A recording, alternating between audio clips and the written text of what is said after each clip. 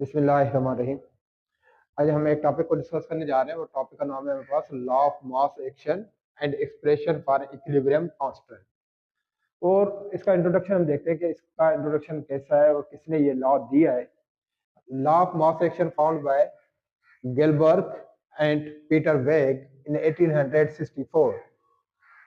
Law of mass action जो law दिया है हमें वो गुलबर्ग एंड पीटर वेग 1864 के अंदर दिया है। Law of mass action is applied for reversible reaction. जो लॉ ऑफ मास एक्शन है वो अप्लाई हो रहा है किसके लिए? For reversible reaction, not irreversible reaction. जब भी हम law of mass action find out करना चाहेंगे या इसका डेरिवेशन करेंगे, हम उन कौन से रिएक्शन का करेंगे जो हमारे पास रिवर्सेबल रिएक्शन होंगे। तीसरा सिस्टम इसका यह है इंट्रोडक्शन के अंदर, the system must be a closed. जब भी हम रिवर्सेबल रिएक्शन करते हैं या इसका डेरिवेशन करते हैं या इसको फाइंड आउट कैसे फाइंड आउट करना चाह रहे होते हैं, तो सिस्टम हमारे पास कौन सा होना चाहिए? क्लोज सिस्टम हो। और टेम्परेचर भी क्या हो हमारे पास? कांस्टेंट। जब भी इक्विलिब्रियम कांस्टेंट को फाइंड आउट करेंगे तो हमारे पास एक तो टेम्परेचर कांस्टेंट हो, दूसरा हमारे पास क्या हो? सिस्टम क्लोज हो। सिस्टम क्लोज का क्या मतलब है? वो सिस्टम जिसके अंदर मास सेम रहे मगर एनर्जी चेंज हो, तो हम उस सिस्टम को नाम क्या देते हैं? Close system. इंपॉर्टेंट पॉइंट इसका क्या है? इंपॉर्टेंट पॉइंट इसका ये है, law of mass action is applied in a dynamic equilibrium. वो डायनामिक इक्विलिब्रियम जहां पर आपका rate of forward and rate of backward दोनों क्या हो? बराबर हो, तो वहां पर आपने लॉ ऑफ मास एक्शन को अप्लाई कर सकते हैं।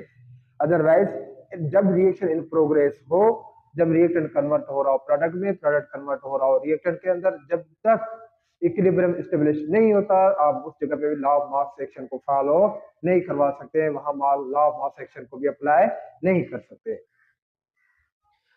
At a dynamic equilibrium where rate of forward and backward remain constant, या remain same। जब भी आपका rate of forward and rate of backward दोनों बराबर होंगे, उस जगह पे आप जो है लॉ ऑफ मास सेक्शन को फाइंड आउट कर सकते हैं, डेरिवेशन करवा सकते हैं। हम इसका इंपॉर्टेंट फैक्टर्स की तरफ जा रहे हैं। वो ये क्या है कि इनका मकसद क्या था, लॉ ऑफ मास सेक्शन का एम क्या है, किस रिएक्शन के लिए यूज हो रहा होता है। तो एक हमने लिखा है कि ये रिएक्शन हो रहा है हमारे पास रिवर्सेबल रिएक्शन का, और इसके बीच में it is the ratio, it is the ratio of concentration of product, concentration of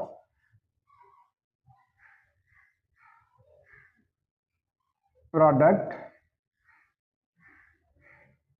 to the concentration of reactant।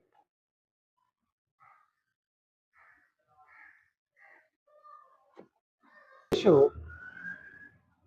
concentration of product to the concentration of reactant। और इसका ये भी है कि it is the ratio of concentration of product to the concentration of reactant. और इसका जो statement है, किसका? इनका जो स्टेटमेंट है हमारे पास, statement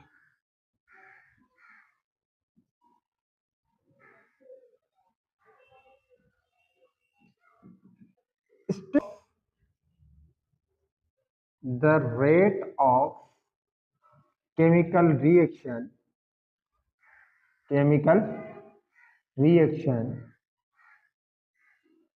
is directly proportional is directly proportional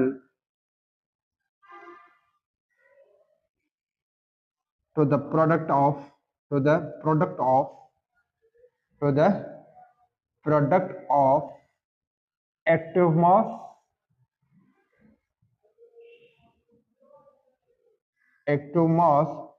and its reacting substance and its reacting substance reacting substance is called as law of mass action। हम इसको क्या कहेंगे, the rate of chemical reaction is directly proportional to the product of its mass and its reacting substance is called as law of mass action। बोला जिसके अंदर आप rate को directly proportional कर रहे हैं किससे, active mass of product and it's reactant. जितनी कंसंट्रेशन रिएक्टेंट की ज्यादा होगी उतनी रेट ऑफ फॉरवर्ड ज्यादा होगा, जितनी कंसंट्रेशन ऑफ प्रोडक्ट ज्यादा होगी उतना रेट ऑफ बैकवर्ड क्या होगा आपके पास ज्यादा होगा। ये रिलेटिव लफ्ज कर रहा है, एक है हमारे पास रेट, दूसरा हमारे पास क्या है एक्टिव मास। इन दोनों को समझना है कि रेट हम किसको कहते हैं, एक्चुअली रेट हम उसको कहते हैं rate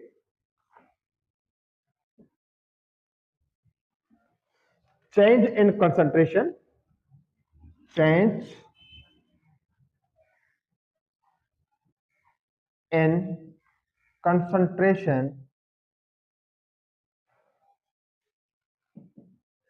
per unit of time is called as rate। Rate और स्पीड दोनों एक सेम है, जितनी आप कंसंट्रेशन को चेंज करते जाएंगे जितना टाइम लगे उसके अंदर हम उसको क्या कहेंगे, रेट कहेंगे। क्या कहेंगे बेटा, रेट कहेंगे। और उसके अलावा एक लफ्ज हमारे पास active mass, it is very complicated. Active mass हम किसको कहते हैं, एक्टिव मास, अच्छा एक्टिव मास हम किसको कहेंगे, एक्टिव मास हम उसको कहते हैं the substance which is used in the chemical reaction is called as active mass। The amount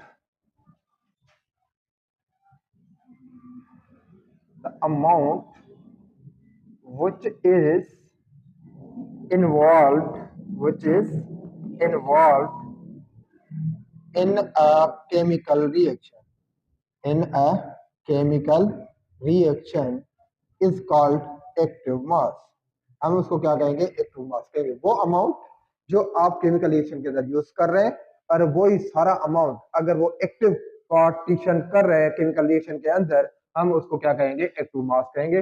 और एक्टिव मास को एज ए कंसंट्रेशन, इसका जो यूनिट होगा वो एक्टिव मास का हम किस में ले रहे हैं, कंसंट्रेशन के अंदर। तो कंसंट्रेशन का जो यूनिट है हमारे पास मोल पर डीएम क्यूब, क्या है हमारे पास, मोल पर डीएम क्यूब।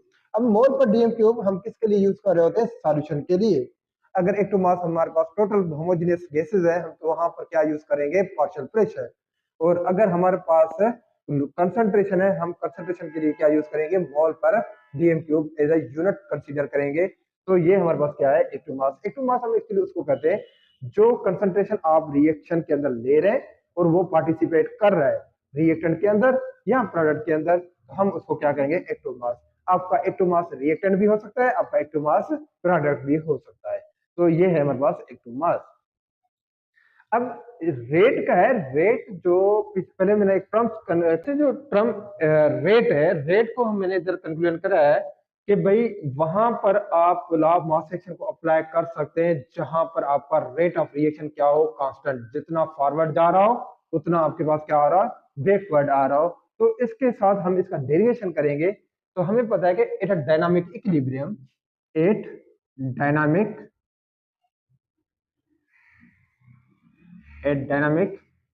इक्विलिब्रियम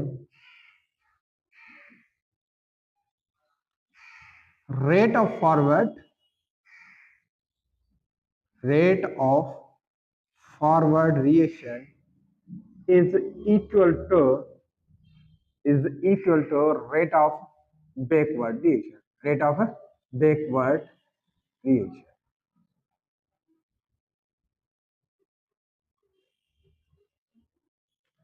तो ये जो टर्म है हमारे पास डायनामिक इक्विलिब्रियम का, जहां पर आपका रेट क्या होगा, कांस्टेंट होगा। रेट कैसे कांस्टेंट होगा, जितना रेट ऑफ फॉरवर्ड जाएगा उतना ही रेट बैकवर्ड आएगा। तो यहां मैं अगर लिखूं rate of forward reaction is equal to the rate of reverse reaction, rate of forward reaction is equal to the rate of reverse reaction. इसको मैं ट्रांसफर कर देता हूं इक्वेशन नंबर 1। अगर हम एक इमेजिनरी एक रिएक्शन ले रहे हैं, कैसे लेंगे, ए रिएक्ट कर रहा है किसके साथ, प्लस बी के साथ, और ये फॉरवर्ड भी जा रहा है और ये क्या आ रहा है, बैकवर्ड भी जा रहा है। बन रहा है आपके पास सी प्लस क्या बन रहा है आपके पास, डी बन रहा है। इसको हमने कहा है रिएक्टेंट, ये हमारे पास क्या है, रिएक्टेंट है,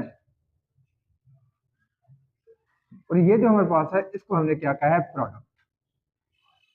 क्या कहा है इसको, प्रोडक्ट। और रिएक्टेंट के अंदर हमारे पास कोफिशिएंट होते हैं, ए, इसका कोफिशिएंट क्या है, बी, और इसका कोफिशिएंट क्या है, सी, और इसका कोफिशिएंट क्या है, डी। अब हम इसको लिखेंगे कैसे, एक टू मास के अंदर, किसके अंदर, एक टू मास के अंदर द कंसंट्रेशन ऑफ ए अगर लिखेंगे तो ब्रैकेट्स के अंदर, किसके अंदर लिखेंगे, ब्रैकेट्स के अंदर। ब्रैकेट्स के अंदर कैसे लिखेंगे, concentration of A, concentration of B, concentration of C and concentration of D. इस तरीके से हम इसको मेंशन करेंगे, concentration of A in brackets, B, C and D, इस सारे किस में लिखेंगे, ब्रैकेट्स के अंदर। और कोफिशिएंट्स जो है, ये जो हमारे पास कोफिशिएंट्स हैं, कोफिशिएंट्स को हम कैसे लिखेंगे, A, B, C and D, little A B C के अंदर। और ये जितने भी कोफिशिएंट्स हैं ये किस में चले जाएंगे, आपके पास पावर में चले जाएंगे, किस में चले जाएंगे, पावर्स के अंदर चले जाएंगे। अगर मैं यहाँ इसको देखना चाह रहा हूँ कि एक रिएक्शन है, जो रिएक्शन है वो कहाँ जा रहा है, फॉरवर्ड भी जा रहा है, और उसी स्पीड से कहाँ जा रहा है, बैकवर्ड भी जा रहा है। तो एक आपके पास फॉरवर्ड जा रहा है और दूसरा आपके पास क्या जा रहा है, बैकवर्ड जा रहा है। अब हमने कहा है कि rate of forward and rate of backward दोनों अगर बराबर हैं तो हम उस पॉइंट को क्या कहेंगे, डायनामिक इक्विलिब्रियम। क्या कहेंगे हम इसको, डायनामिक इक्विलिब्रियम। अगर इसको मैं देखूं इस रिएक्शन को, तो rate of forward is the directly proportional to the concentration of A and concentration of B. मतलब rate of forward reaction is the directly proportional to the concentration of reactant.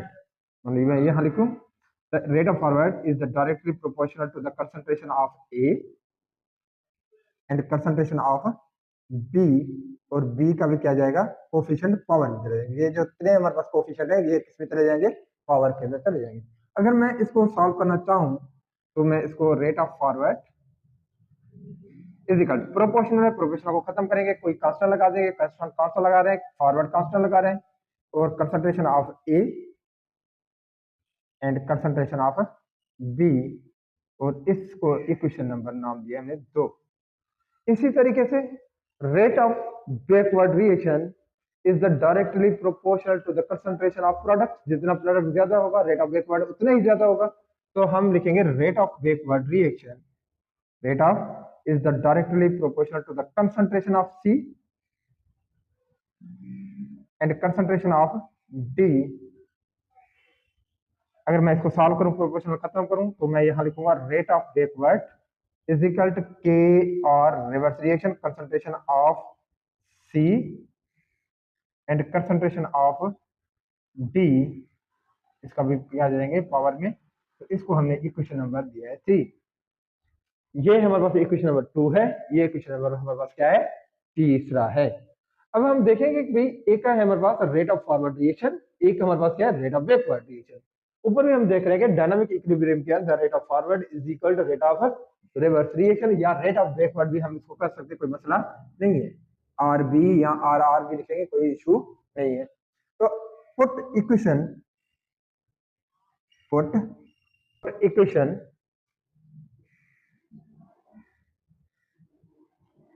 2 and 3 in equation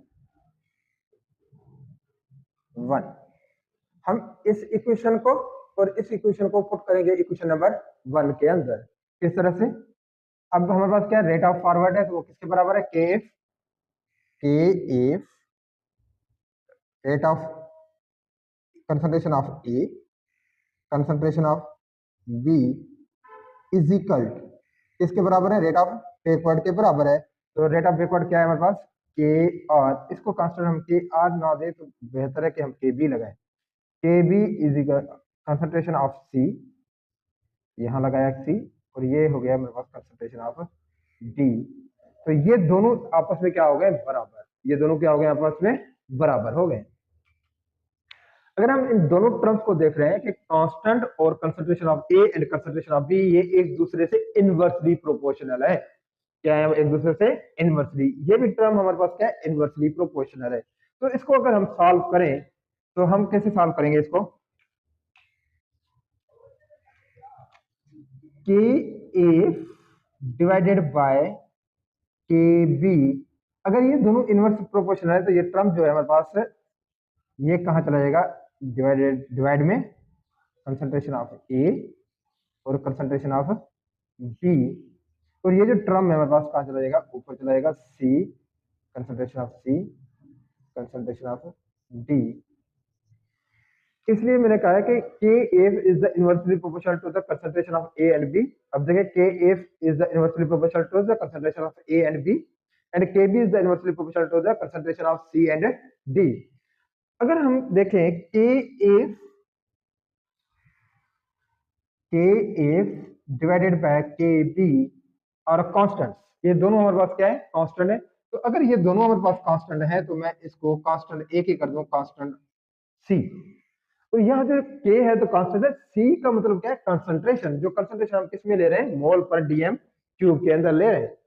तो यहाँ अगर मैं इसको solve करूं तो इसको मैं यूं भी लिख सकता हूं, K C is equal to concentration of C, concentration of D divided by concentration of B, oh sorry A, and concentration of B, ये हो गया हमारे पास एक्सप्रेशन। अगर यहां तक हम लेके आ रहे हैं तो ये हमारे पास क्या हो गया, constant, expression for equilibrium constant K C. K C हमने फाइंड आउट किया, केसी किसके बराबर है, product upon reactant. K C is equal to product upon reactant, product upon reactant. तो ये हमारे पास फाइनल इक्वेशन हो गया किसका, लॉ ऑफ मास एक्शन का, जिसको हम एंड में शो करते हैं इक्विलिब्रियम कांस्टेंट। केसी जो हमारे पास है वो उसको हम क्या कहेंगे, इक्विलिब्रियम कांस्टेंट। ये जो केसी है या इक्विलिब्रियम कांस्टेंट है तो इसको हम क्या कहते हैं, केसी, क्या कहेंगे, केसी। तो केसी को अगर मैं लिखूं तो it is the equilibrium constant, equilibrium constant. This one is the derivation of law of mass action. और इसको हम अप्लाई करेंगे मुख्तलिफ रिएक्शंस के ऊपर, जहां पर आपको इस केसी का यूनिट भी मिलेगा, कहीं आपको केसी का यूनिट नहीं भी मिलेगा। जो हमारा नेक्स्ट लेक्चर होगा वो होगा इसके यूनिट्स के ऊपर। Thank you so much.